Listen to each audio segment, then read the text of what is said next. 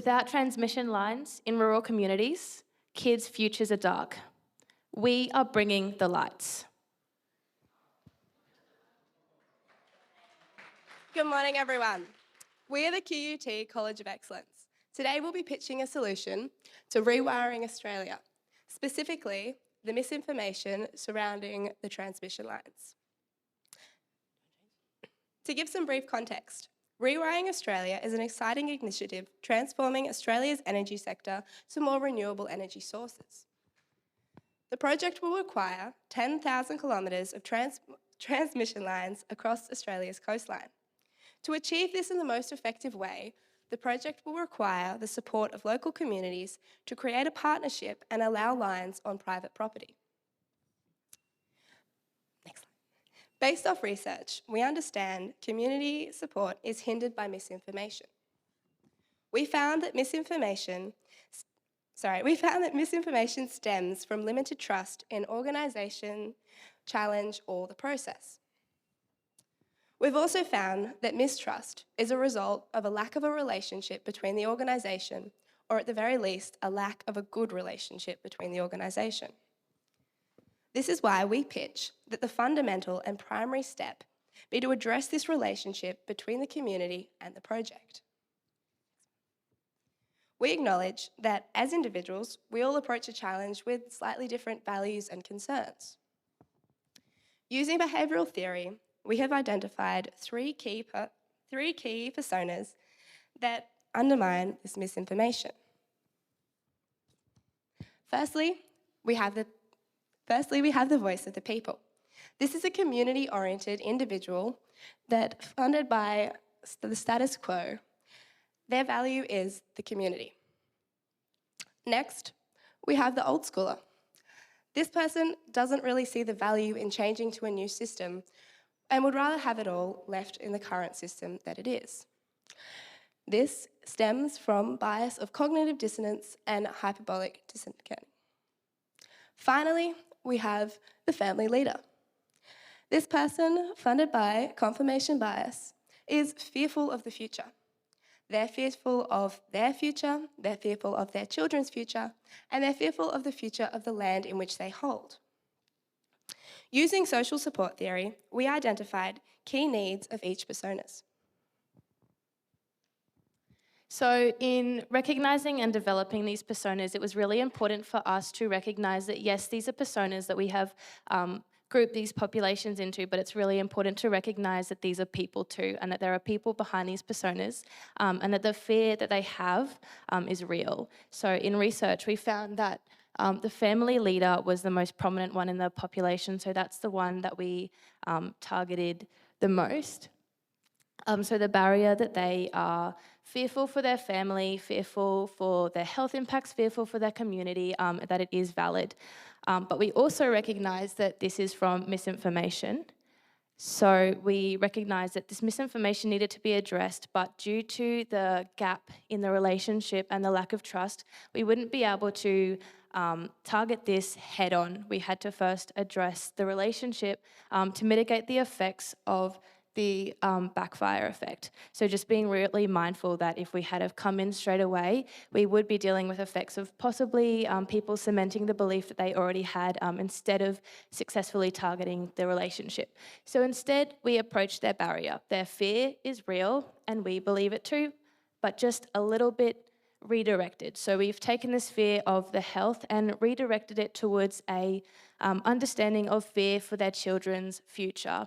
And so we've redirected it away from fear of transmission lines and towards a fear of loss of power, so that we too share this goal. We share the same goal as them. We want their kids to succeed. We want their community to succeed. We want them to have a sustainable future.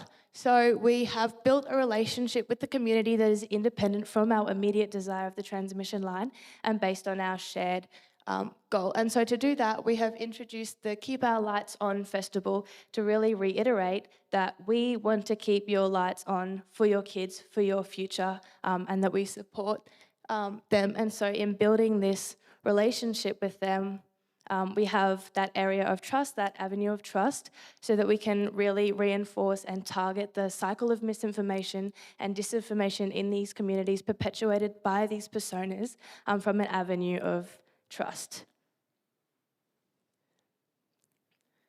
And we supported this by this behaviour change towards our desired behaviour from behavioural economics and social marketing. So with ease, it's easy for us. We've developed a framework. You can just replicate it, hand it over to the community, and they can really make it their own, which really ties also into the endowment effect and the personalisation.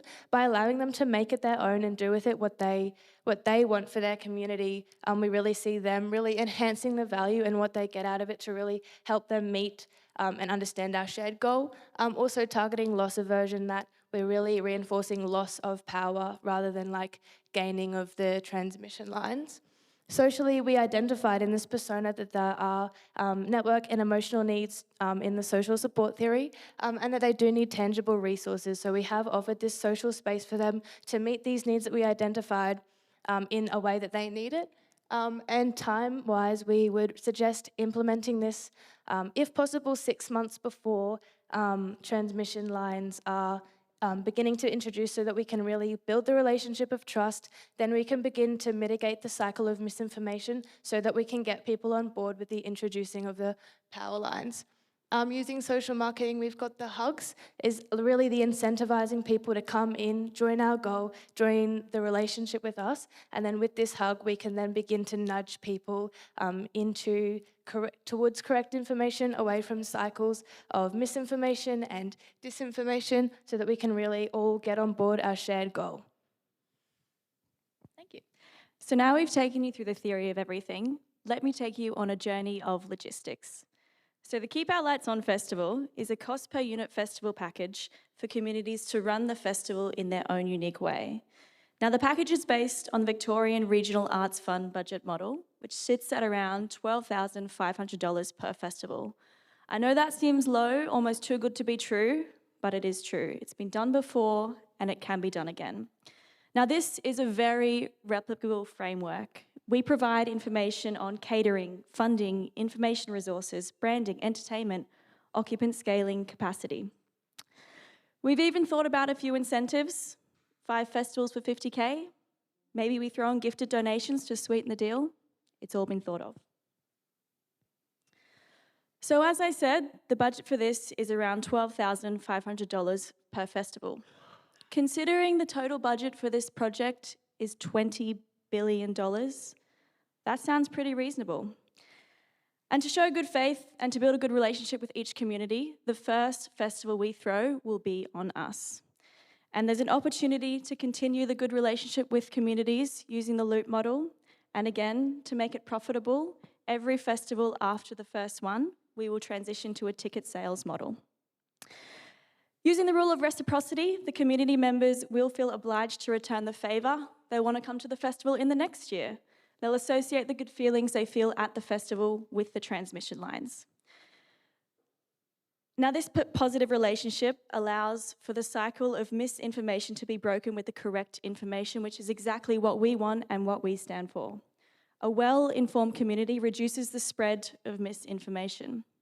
Now, we did think about the co-design process and how to involve the communities. That is why we provide the framework, we give it to the communities, and they provide the fun. They can make it their own.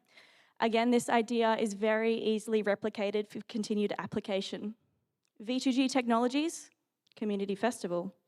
All major Australian government projects, Community Festival. We will build a relationship of trust so we can end the cycle of misinformation. Thank you.